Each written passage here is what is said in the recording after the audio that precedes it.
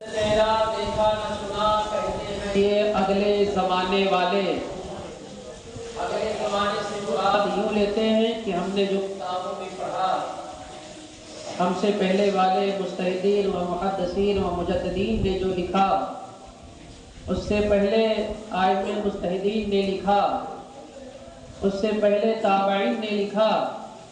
اس سے پہلے تبع تابعین نے لکھا، اور اس کے بعد میں صحابہ نے اپنی آنکھوں سے حضور کو دیکھا. اور اس کے تعلق سے حضور فرماتے ہیں کہ جس نے مجھے دیکھا اور میرے بعد والے کو دیکھا، گویا کہ وہ جہنم سے آزاد ہے. یہ میری قولی نہیں ہے، حضور کی قولی. حضور خود ارشاد فرماتے ہیں کہ جس نے مجھے دیکھا اور میرے دیکھنے والے کو دیکھا تو وہ جہنم سے آزاد ہے. انہی کی ترجمانی اعلیٰ حضرت اپنی زبان میں کہتے ہیں کہ حسن تیرا دیکھا نہ سنا کہتے ہیں یہ اگلے زمانے والے. اور کیوں رضا آج گلی سونی ہے اٹھ میرے دھوم مچانے والے. کیوں رضا آج گلی سونی ہے اٹھ میرے دھوم مچانے والے. اور فرماتے ہیں امام اہل سنت حضور کے حسن کے تعلق سے کہ وہ کمال حسن حضور ہے کہ گمانے نقش جہاں نہیں. یہی بول خار سے دور دور ہے، یہی شمع ہے کہ دھواں نہیں. یہ اعلیٰ حضرت کا کلام ہے جن کے تعلق سے قرآن و حدیث کی بولی ہوتی ہے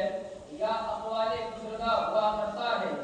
کیونکہ اعلیٰ حضرت کے کلام کے تعلق سے جس کو سلام کہتے ہیں، اعلیٰ حضرت کے سلام کے تعلق سے اسی کھمبات کے شرزبیل پر رئیس علماء حضرت علامہ رئیس اشرف الجیلانی کے توسبی شریف ہے، ایک گہری نیند لے رہے تھے. علماء کرام کی ایک جمع غفیر تھا، یعنی اعلیٰ حضرت کے کلام پر جو چرا کر رہے تھے. کون کلام تھا کہ کاش محشر میں جب ان کی آمد ہو ایک سب ان کی شوقت پہ لاکھوں سلام. یعنی کاش کا مطلب یہ ہے کہ اعلیٰ حضرت حضور کے ذات پر شک کر رہے ہیں، اس لیے وہ لوگ جو ہے کہہ رہے ہیں کہ اعلیٰ حضرت نے یہاں پر یہ کلام کیا ہے. اسی نیند سے بیدار ہونے کے بعد میں حضرت علامہ رئیس اشرف جو کہ روضہ شریف سہزاد مخدوم اشرف ہے، وہ اٹھنے کے بعد میں کہتے ہیں اے لوگو تم کلام کرتے ہو، اعلیٰ حضرت کے کلام پر اپنی بات کو اٹھاتے ہو، اعلیٰ حضرت کے کلام کو دبانا چاہتے ہو. ارے اعلیٰ حضرت کا کلام تو یہ قرآن کی آیت ہوا کرتی ہے یا حدیث کی بولی ہوا کرتی ہے. جو کاش کا لفظ کہتے ہو اٹھاؤ سورہ یاسین میں اللہ تعالیٰ قرآن مجید میں ارشاد فرماتا ہے کہ ہر انبیاء و رسول کا بروز قیامت نفسی نفسی کا عالم ہوگا. اس آیت مبارکہ سے اعلیٰ حضرت نے کاش مراد لیا ہے، گویا کہ اعلیٰ حضرت مصطفیٰ کے علم کو، مصطفیٰ کے ذات کو ہٹانا نہیں چاہتے تھے، بلکہ میرے آقا کے ذات کو تو اوج ثریا سے بلند و بالا اعلیٰ حضرت اپنے کلاموں میں کہہ دیا. اعلیٰ حضرت کا علم ہے کہ اچھے اچھے لوگ تو ان کے کتابوں کو نہیں پڑھ سکتے ہیں، اچھے اچھے عالم ان کے کتابوں کا نام نہیں پڑھ سکتے ہیں، کیونکہ اعلیٰ حضرت کی کتاب ایسی ہوا کرتی تھی جس زبان میں لکھتے تھے، جس موضوع جس ٹاپک پہ ان کا کتاب رہا کرتا تھا اور جس ہجری میں لکھتے تھے سن ہجری اسی کتاب سے ثابت ہو جایا کرتے تھے. اعلیٰ حضرت ایک سمندر کی طرح ہے اور اس سمندر سے کبھی ڈولو نکلتا ہے، کبھی مرجان نکلتا ہے، اور ان دونوں میں سے کوئی شذر شریعہ ہے، کوئی بدر طریقہ ہے، کوئی صدر المقاصد ہے، کوئی حضرت علامہ برہان الحق ہے، کوئی جو ہے انسان جانتا ہے اعلیٰ حضرت کے سمندر سے نکلنے والے حضرت علامہ محدث اعظم کی چوبی ہے، حضرت حسین اشرفی اعلیٰ حضرت میاں ہے. یہ سارے شخصیات ہیں جو اعلیٰ حضرت کے اسی سمندر سے نکلنے والے ہیں. حضرات علم تو انسان سمجھتا ہے کہ انسان مر جاتا ہے، لیکن انسان کا علم زندہ رہتا ہے. کبھی بہار شریعت کے شکل میں نظر آ رہا ہے، کبھی فتاوی رضویہ کی شکل میں نظر آ رہا ہے، کبھی اکرام امام احمد رضا کی شکل میں نظر آ رہا ہے، کبھی حیات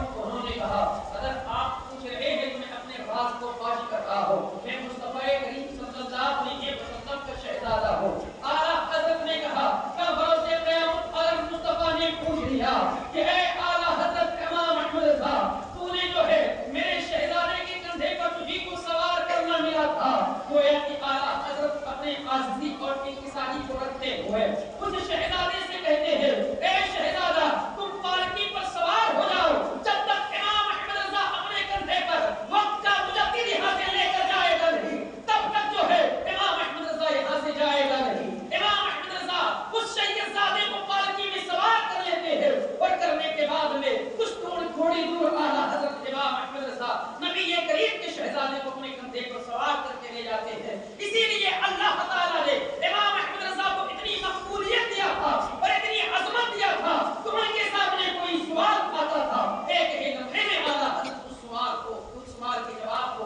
حل فرما دیا کرتے تھے۔ یہ امام احمد رضا خان فاضل بریلوی کی شان و شوکت ہے، یہ ان کا علم ہے کہ امام احمد رضا خان فاضل بریلوی کی بارگاہ میں پانچ سوال کے وقت جمع ہو جاتے تھے۔ اگر عربی میں سوال ہوتا تو اعلیٰ حضرت عربی میں ہی جواب دیتے، اگر فارسی میں سوال ہوتا اعلیٰ حضرت فارسی میں اس کا جواب دیتے، اگر انگریزی میں سوال ہوتا تو اعلیٰ حضرت انگریزی میں اس کا جواب لکھتے۔ کیوں نہ لکھتے؟ کیونکہ علماء اس کی تحقیق کرتے ہوئے بیان فرماتے ہیں اس جدید دور میں اعلیٰ حضرت کو تقریباً 150 علوم پر عبور حاصل تھا، 150 علوم کے ملکہ حاصل تھا اعلیٰ حضرت کو۔ اس لیے اعلیٰ حضرت کے بارگاہ میں اسی ہندوستان کے سرزمین سے نہیں بلکہ پاکستان یا جرمن یا انگلینڈ یا کسی بھی سرزمین سے بلکہ عرب و عجم سے سوال آتا، اعلیٰ حضرت ایک لمحے میں اس سوال کا جواب حل فرما دیا کرتے تھے۔ یہ امام احمد رضا خان فاضل بریلوی کی شخصیت ہے۔ امام احمد رضا خان فاضل بریلوی کے تعلق سے علماء بیان فرماتے ہیں کہ اگر بے ادبی نہ ہوتا تو امام احمد رضا اپنے دونوں ہاتھوں سے اور پیروں سے قلم کو چلاتے، کیونکہ بے ادبی کی وجہ سے علماء یہ فرماتے، حضرت محدث اعظم کشمیری فرماتے ہیں کہ بقے کے وقت اگر چار مفتی اعلیٰ حضرت کے اس فتاوی کو لکھتے تو نہ لکھ پاتے، لیکن اعلیٰ حضرت چار پانچ مفتیوں پر تنہا بھاری تھے، یعنی جتنا چار مفتی ایک وقت میں لکھا کرتے تھے اعلیٰ حضرت اتنا اکیلے تنہا لکھا کرتے تھے۔ یہ امام اہل سنت فاضل بریلوی کا کمال ہے، جن کے اندر اعلیٰ حضرت کے اندر عشق بھی تھا مصطفیٰ کا، آقا کریم صلی اللہ علیہ وسلم کے عشق و محبت میں اپنے سینے میں موصل کیے ہوئے تھے، اور جب سوتے تھے تو میرے آقا صلی اللہ علیہ وسلم کے محبت میں سونے کے بعد میں نام مصطفیٰ بن جایا کرتے تھے۔ یہ محبت کی دلیل ہے امام اہل سنت کا کہ امام اعلیٰ حضرت جب سوتے تھے تو لفظ محمد بن جایا کرتے تھے۔ یہی تو عشق تھا کہ